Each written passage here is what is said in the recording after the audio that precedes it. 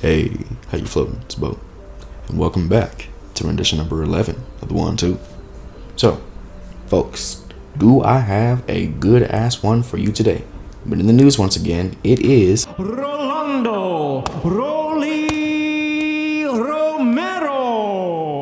Now, believe it or not, I'm actually not trying to be negative here. I don't want to come off as some type of pessimistic Peter or anything like that whenever I say this, but any time in which Rolly Romero's name is, let's say, brought to the forefront in the boxing world, it's not necessarily for the best of things. Whether it may be because he's talking shit about somebody or he's usually getting his ass knocked out. In this case, it is the latter, and it happened in sparring.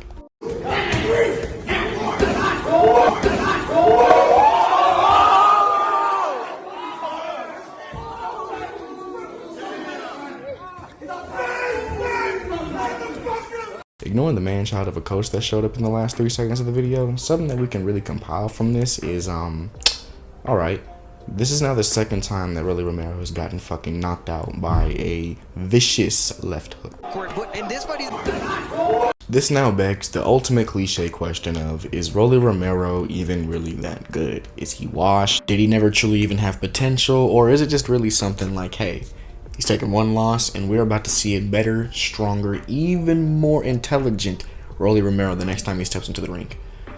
Wholeheartedly, I don't necessarily know. Rolly just lacks generalistic fundamentals in terms of just, let's say, I don't know, keeping his hands up, and then on top of that, you can even see in the footage right here, the sparring footage with his shirtless father for some reason, he's telling him like, hey, look, whenever you're punching, you are still reaching, very much so. And if anything, he has a lot of explosivity, but explosivity just really tires you out soon. My body was dehydrated and depleted. I couldn't make 35 anymore. Everybody fucking knew that. I asked for the fight at 140 a year prior to the damn fight. Everybody knows that. I said I took the opportunity to become great. And like I said, shit happened. I risked becoming great, something that fucking other pussies wouldn't do. You know, I may actually have a theory as to why you felt so, let's say, quote-unquote, drained in that fight. Maybe it's because that you are extremely flat-footed, and not to mention each and every punch in which you throw it with all of your might and all of your power. You don't know how to gauge or manage all the strength in which you have.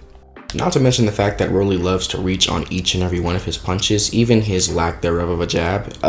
On top of that, he doesn't necessarily know how to gauge distance well for himself either. He's a great mid-range fighter, but also at the end of the day, you would probably sit here and think that, yeah, if that was the case, he's pretty good at probing and finding where he needs to be at.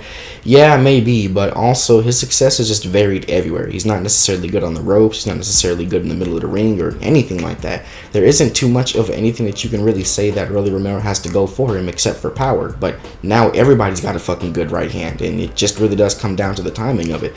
If it's not that, it's also the way in which he also goes about, let's say, defending as well. He'll sometimes get down into these really ugly ass, stupid, highly animated fucking low ass poses to just really dodge more or less of anything, and half of the time that shit just actually gets him into more trouble than what it's really worth, and you'll actually kind of see it right here. Mark of the third. Now, I've picked up something extremely small, but also I could say is kind of does not benefit none whatsoever whenever you do not engage onto him. If you are somebody who is trying your damnedest to fight and get into his range, he is most likely going to sit on his back foot and try to throw that fucking right hand through your goddamn jaw.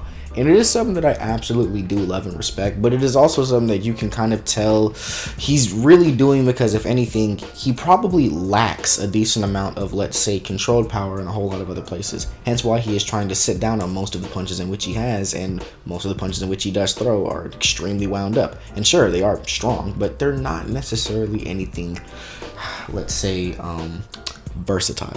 From the very beginning, it's always very easy to understand who and what Rolly Romero is going to be as a fighter. He's going to be somebody that, yes, if you walk in, you're probably going to get hit with something that you don't want to. But also at the end of the day, he is somebody who is very much a victim to that shit himself. I don't really want to sit here and act as if that he's, let's say, horrible, but he still has a whole lot to learn, and maybe going up against one of the greatest fucking power punchers of our generation, all due to because you had a little bit of beef way back when, does not justify the fact that you were still heavily mismatched in this fucking fight. You got knocked out in the 6th. You're only 14-0. And on top of that, now look, you're going to have a much more harder time trying to get back to a title, motherfucker. Like, geez, we know how the game works with this shit, too.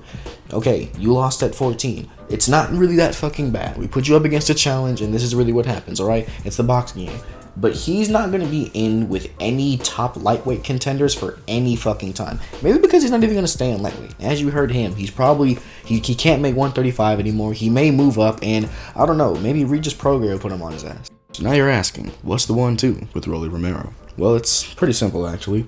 Good Buddy just lacks the basic fundamentals of boxing, from footwork to defense, and even at times throwing a punch. He's not an amateur by any means, but he's definitely missing a niche to stand on, and it's going to be hard for him to truly figure out what that is and cater to such a strength, but we'll all just have to see what that truly is in time. So the man lacks the fundamentals, and he truly does not have a niche, and it's honestly pretty goddamn hard for you to find one in this fucking sport. Very competitive, and you're punching people in the face.